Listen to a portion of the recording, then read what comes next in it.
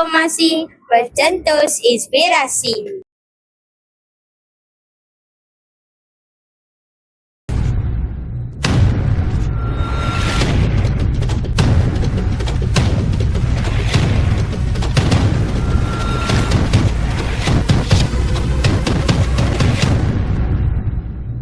Assalamualaikum warahmatullahi wabarakatuh dan salam sejahtera. Saya Wan Adi Harib bin Zaharin, Guru TVPSS Sekolah Kebangsaan Bayan Baru Pulau Pinang. Boleh tuan perkenalkan diri dan berasal daripada mana? Baik, terima kasih. Saya Muhammad Faizal, lebih dikenali sebagai Abang Jai lah. Saya mewakili Perbadanan Perpustakaan Awam Pahang. Daripada Pahang datang ke sini untuk memeriahkan lagi Pesta Buku Antarabangsa Kuala Lumpur 2026.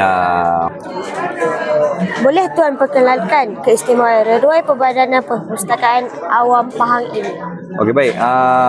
Untuk makluman TVPSS Sekolah Kebangsaan Bayan Baru, di Bilik Pristin Pahang ni memang semuanya agensi-agensi daripada Pahang lah khususnya. Saya mewakili Perbadanan Perpustakaan Pahang. Di sini bukan kita duduk ni adalah Tourism Pahang. Tourism Pahang. Kita ada Majlis Biodiversity Pahang. Kita ada Rizab Tengku Hasan dan bagai-bagai, khususnya di Bilik Pristin Pahang sahaja.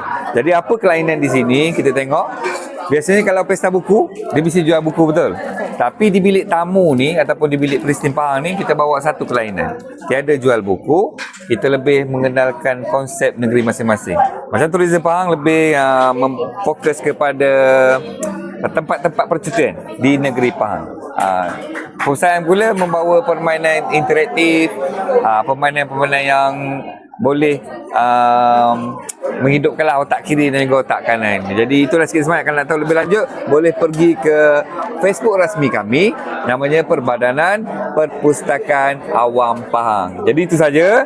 Saya mewakili Perdana Sekolah Pahang. Sekiranya ada terkasar bahasa daripada TVPSS Bayan Baru, kami mohon maaf lah. Dari hujung rambut sampai hujung kaki, akhir kalam daripada kami. Wabillahi taufiq wal hidayah. Assalamualaikum warahmatullahi wabarakatuh. Bangsa membaca, bangsa berjaya. Terima kasih.